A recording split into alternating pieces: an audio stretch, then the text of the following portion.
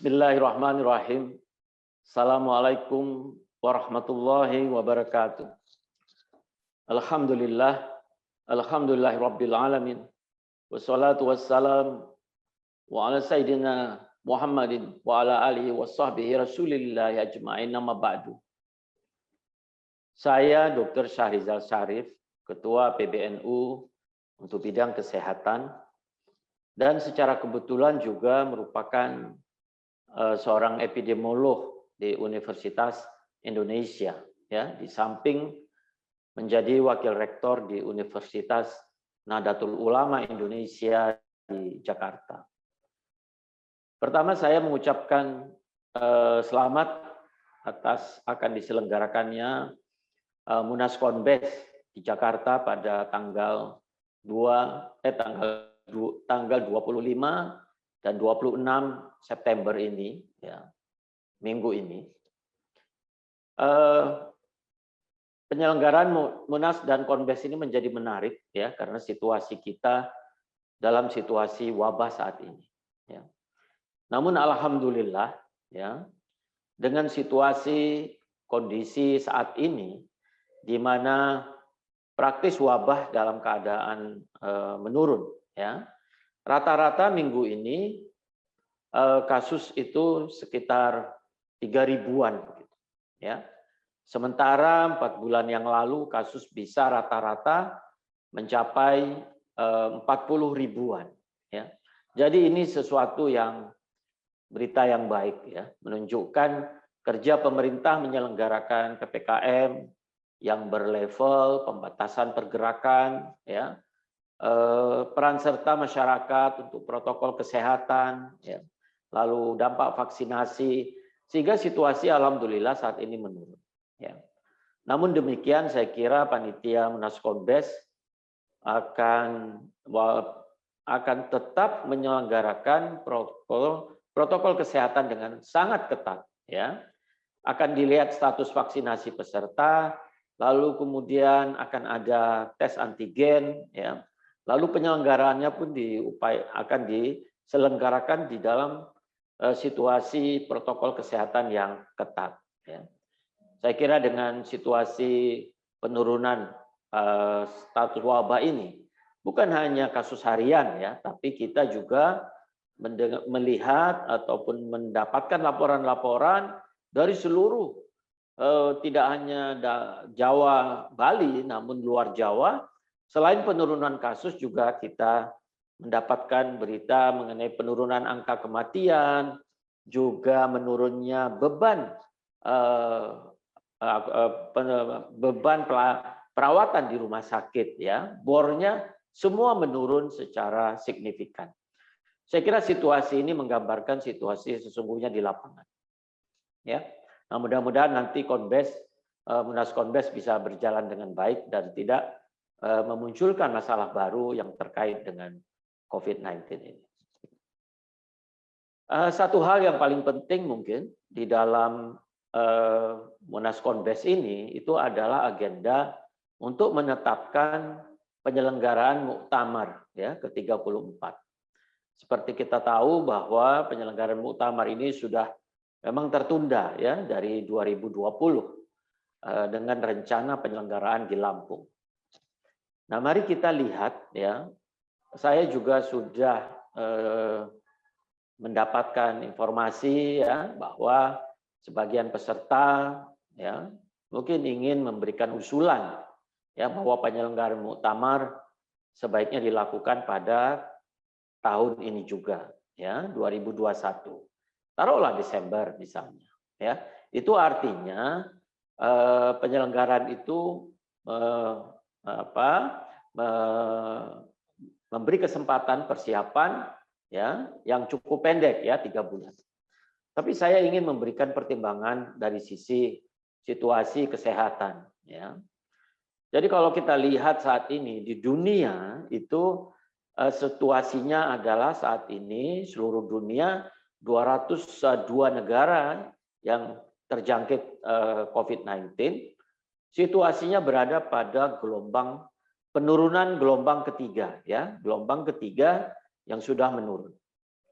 Nah, Tentu saja munculnya gelombang ketiga di dunia itu sangat dipengaruhi oleh ya di seluruh negara dominannya varian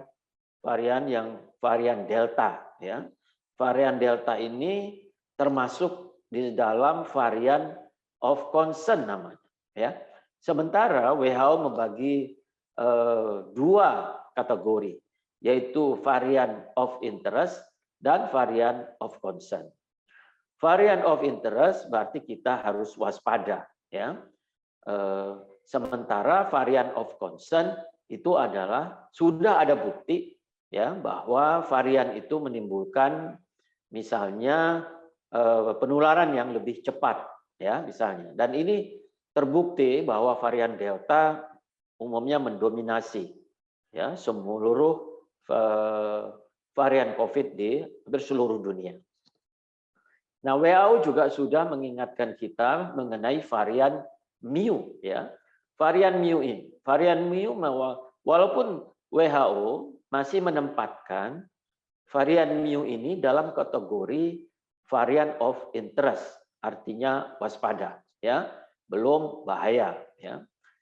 Namun situasi itu tidak menafikan bahwa bisa saja terjadi perubahan ya antara kategori status varian Mu berubah dari kategori interest menjadi concern ya. Jadi saat ini WHO melakukan pengamatan secara ketat di seluruh dunia ya, di jaringan laboratorium WHO di seluruh dunia. Nah, jadi hal ini artinya apa? Sebetulnya munculnya varian baru ya, itu pada dasarnya adalah proses alamiah ya, sifat karakter dari virus corona ya. Jadi dimanapun ada virus corona, kalau bereplikasi kemungkinan selalu saja terjadi mutasi. Nah, mutasi ini kemudian memunculkan varian-varian. Mutasi sebetulnya banyak sekali terjadi, ribuan mutasi terjadi. Namun yang memberikan ancaman bagi kita jika WHO sudah menetapkan dalam status varian of interest, apalagi varian of concern.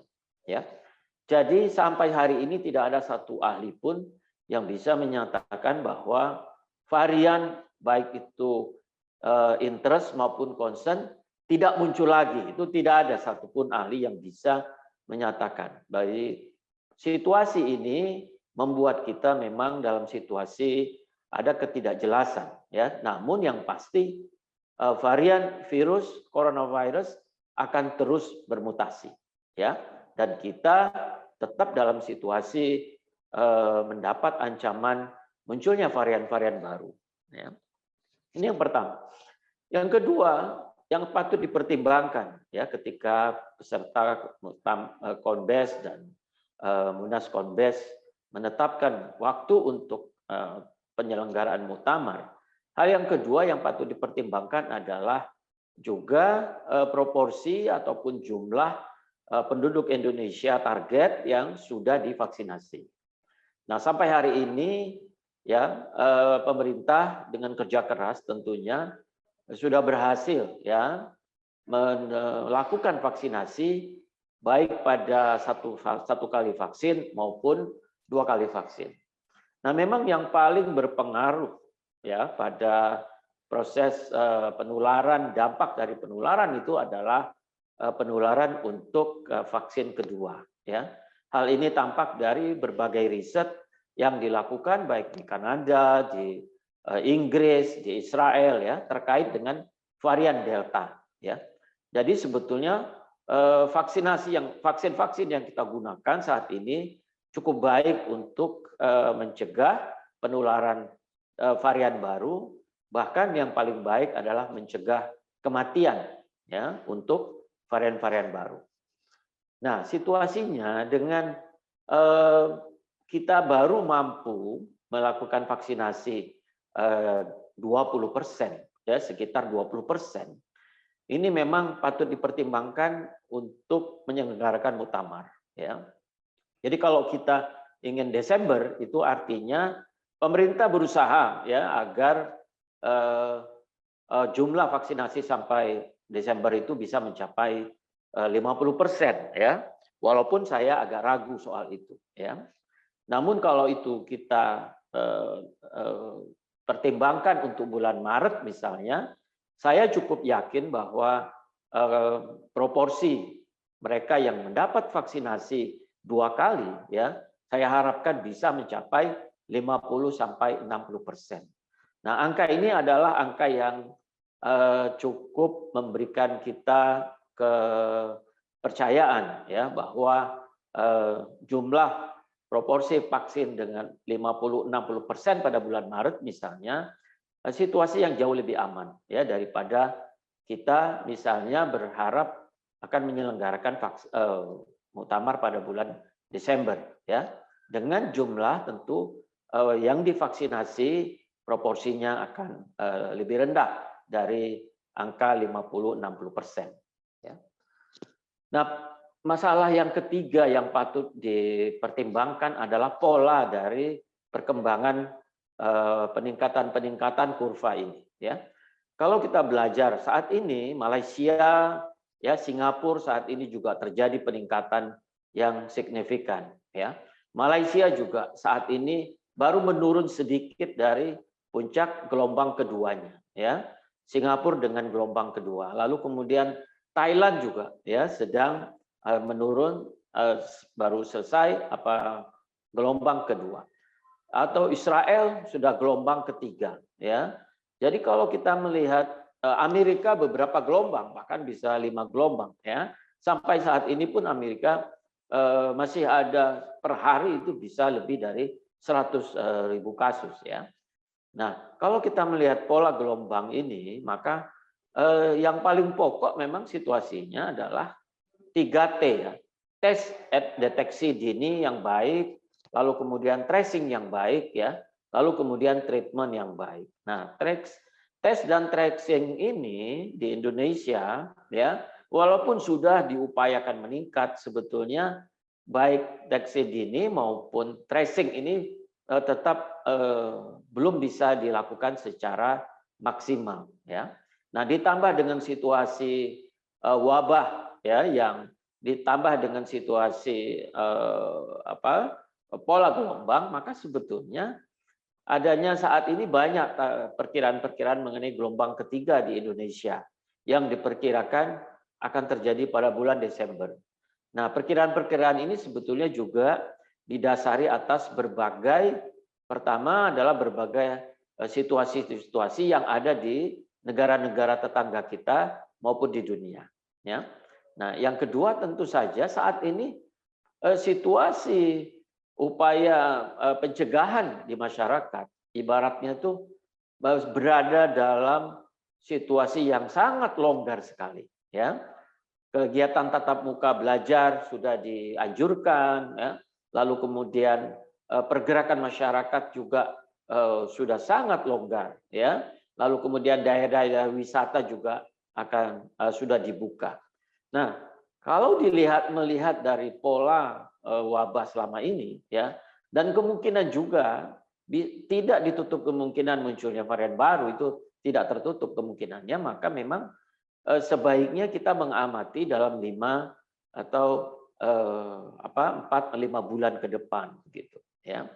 Jadi saya dari berbagai pertimbangan itu ya, pertimbangan soal vaksinasi ya, pertimbangan soal pola dari kemungkinan terjadinya wabah ya, kemampuan kapasitas tes dan tracing kita yang juga masih perlu ditingkatkan ya.